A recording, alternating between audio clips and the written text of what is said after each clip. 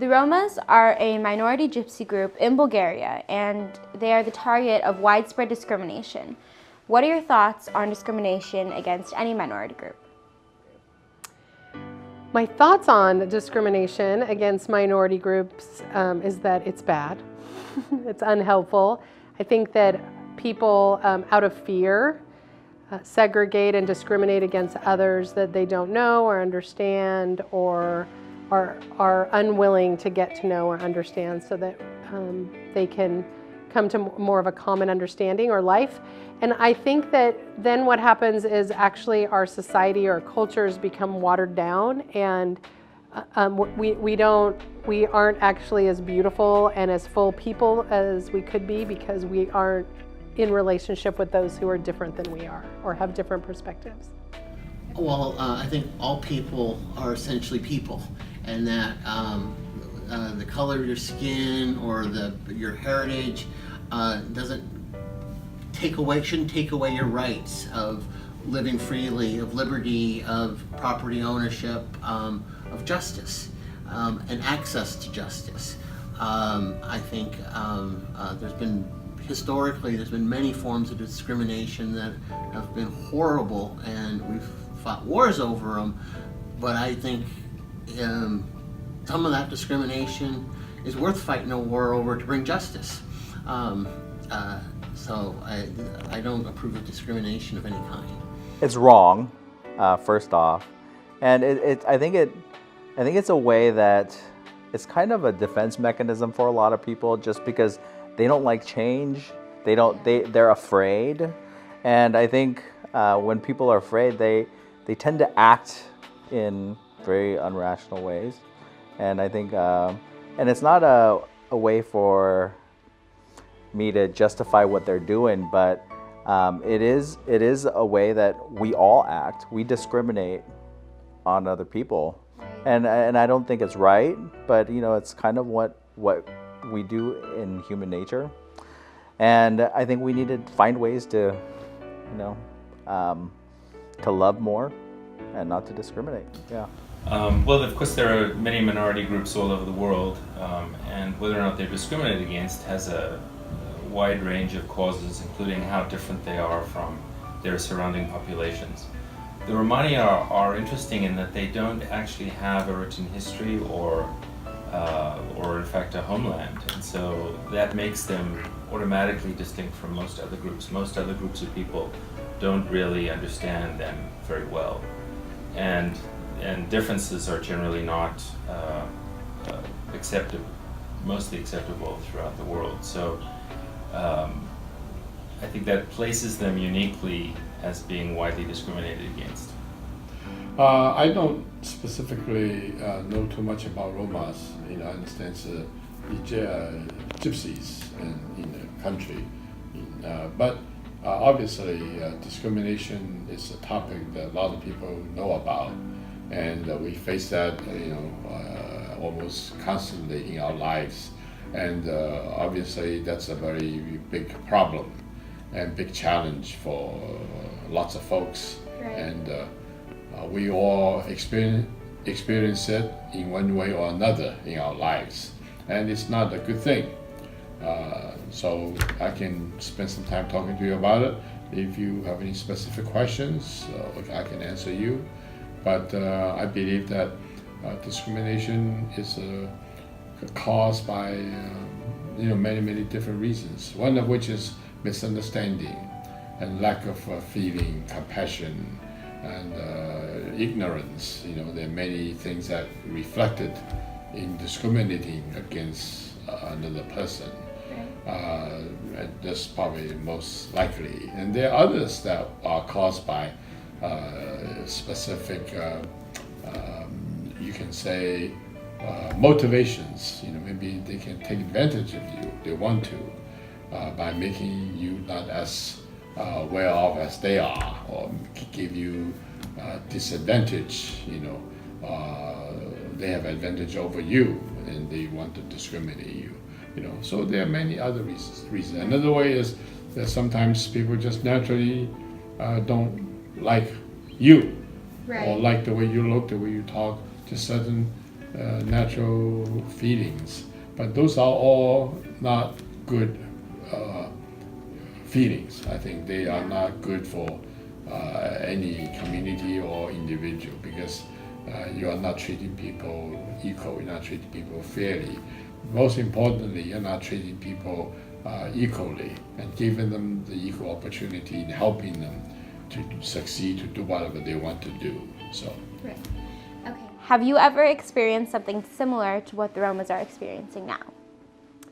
You know, it would be hard for me to say I've experienced something similar because their situation is so dire and difficult. I would feel, I guess I would feel like I was watering down their experience if I said that I experienced something similar, but I do feel like I experience that kind of discrimination in our culture all the time. I see it against women, against minority groups, against people who are specific religions, that people are discriminated against or treated differently because they're different than what is the white culture or the center of our culture. So I do feel like I experience it in some ways, but their situation seems to be really dire and difficult. So I can't say that I've experienced anything close to that level of discrimination, because it's a daily, hourly thing for the Romas. I've encountered Romas in Ireland in 18 years ago. And that's the first time I ever really heard or met Romas, and learned a bit about their history. And the Irish did look down upon them, and I couldn't figure out why at the time, and I still can't figure out why. The closest I've come to discrimination, and this is not a heavy one, but I lived in Georgia for 2 years. I'm Catholic, and there's not a lot of Catholics in Georgia. And I was 8th grade, like you are, and I had the two bullies of the class. They kind of cornered me, and they asked me, "Are you Catholic?" And I thought I was going to get beat up, but I said, "Yes, I am Catholic." And instead of getting punched, which is what I was expecting, they're like, "We've never met a Catholic before." And they started asking me all these questions, and I was able to answer them. And they're like, "Wow, I really enjoyed learning about this. I've never done that." So, you know, at least they were at an age and they were smart enough to instead of choosing to hate something they don't know, that they chose to educate themselves on something. And so while that's not discrimination that people face day to day, that was the closest I've come. I'm thinking that I must have been very naive when I was growing up, because I actually grew up in a very white community, and I was one of the only Asian people there. But I didn't feel like I was discriminated. But maybe that's just because I'm just so laid back. But I know that there was discrimination happening, and I just didn't recognize it at the time, just because maybe I didn't want to see it. But I know that as I look back at it, you look back at my time and throughout my life, I know that I did see it, and but it wasn't anything close to what the Romas were going through. So no, we should remember that the Romani people in general are distributed all over the place. They've been slaves. They were part of their own version of a Holocaust during the Second World War, where something like 25% of their population was eliminated. And so it's really kind of hard to overstate how badly they've had it over the years. Does that make sense? Again, I'm not sure how I can equate to what Roma is experiencing, but I definitely can tell you that most of us have experienced discrimination at one level or another. And for me personally, I was born in China, raised in Hong Kong, came to the United States to go to college. So at every level of your life, no matter where you are, you experience certain treatments from people that is not right, it's not fair, it's not equal, and that is discrimination. And I can start with going just from China, going to Hong Kong, and I can say that as long as I'm not treated the same way, because you're an outsider, no matter where you come from. And at the time we were refugees from China to Hong Kong, and people don't treat you quite the same way. Right. People take advantage of you. So that's the discrimination. And then people don't allow you to have certain privileges. You know, you cannot go to certain schools. You have to be asked. You have to jump through a certain hurdle more than what other people need to. That's discrimination. All that is not good. But then you can overcome some of them, because there are sometimes, as I mentioned, it's ignorance, it's lack of understanding, it's not purposeful. Then you can try to make people understand why it is hurting, why it is not right, and then they can hopefully correct and make adjustments, and we can hopefully get rid of discrimination in that way. Then coming to the United States, that's another challenge, because you look different. You don't speak just as much the same English, and even though I came from Hong Kong, I used to speak English. It's King's English or Queen's English. I came to this country to speak American, so I believe that I spoke pretty good English, but I don't speak American. So people discriminate you because you don't speak what they normally do. You have a different style. Different style. So there are many ways people can treat you differently. Then you will call it discrimination. What advice do you have for the Romas, given it's very hard for disenfranchised people to advocate for their own rights, particularly in a country where their voices are suppressed? I think that's a difficult question to answer, but I think I have two thoughts. One would be to keep talking, keep advocating for yourself, keep treating yourself and others with dignity, and just continue to push for equal rights and to not give up, because they're such valuable people. The second would be to continue to find allies. I think that the way out of discrimination is to continue to have conversation. And I think when you're discriminated against, that can feel exhausting and difficult, but continuing to have those conversations and build allies, that other people to advocate for them, people like you doing this project, I think is a really important part of taking your power back when other people take power from you. That's a tough question for a couple reasons. They don't know their political situation, but if they were in the United States, my advice is to create networks. That's how you gain support.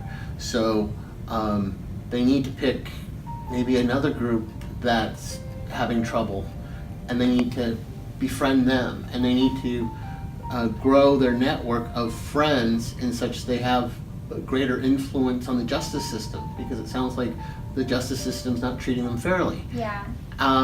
And sometimes politicians call that coalition building, but it's bringing people around the same goal. And I think the goal they want is equal treatment.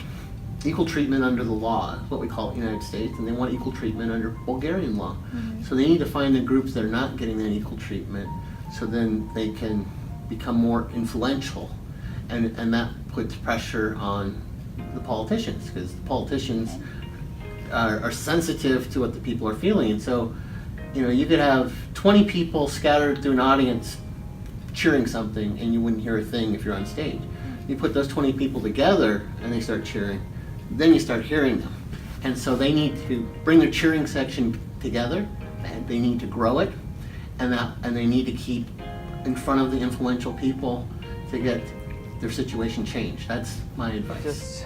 I think there's a lot of time needs to pass, and they need to keep working. And I know that what they're doing now might not be affect them today, but it will leave a lasting effect on generations to come.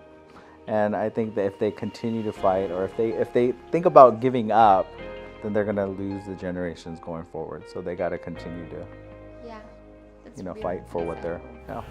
Well, the thing that's worked for many other groups in the past has been a combination of just organization and the ability to raise awareness. And for the most part, what we've seen throughout the world is as people become aware of human rights abuses or other forms of human suffering, they tend to act when they're presented more clearly with some action plan. So an organization where their plight was well described, along with some series of solutions that could then be organized around as well, I think would be the most helpful response. I mean, Thank you can talk, from very simple, learning how to live with people, learning how to understand each other, how to build relationship, and just communicating with folks, trying to figure out what caused discrimination. That's on a simple basis. But there are more difficult ones. People just want to bully you, and then you got to do other things. Discrimination. So you start with understanding what causes discrimination, what causes the lack of understanding, what causes people behave differently. Then you try to figure out how to eliminate those misunderstandings. Starting with education. Education is not easy. It's a long-term situation. So there are other ways to handle it. One is to, if things that you can do something about, you need to do it. We all have responsibility. Things, happen are mutually, not exclusive, mutually inclusive. So it's people-to-people relationship, and so you need to do whatever you need so that people understand it, people can be motivated, and people can learn and how to live together, how to get along, and how to treat people fairly, equally. Because I believe that the success of the community, that your own success, my success, depends on not other people's success, right? If you are the one that's only going to enjoy whatever you consider successful, and other people don't, it's not successful. It's just you. So I think we need to be able to work together, get along, and help each other to be successful. That means you cannot treat other people not as well, as fair as other folks that you know.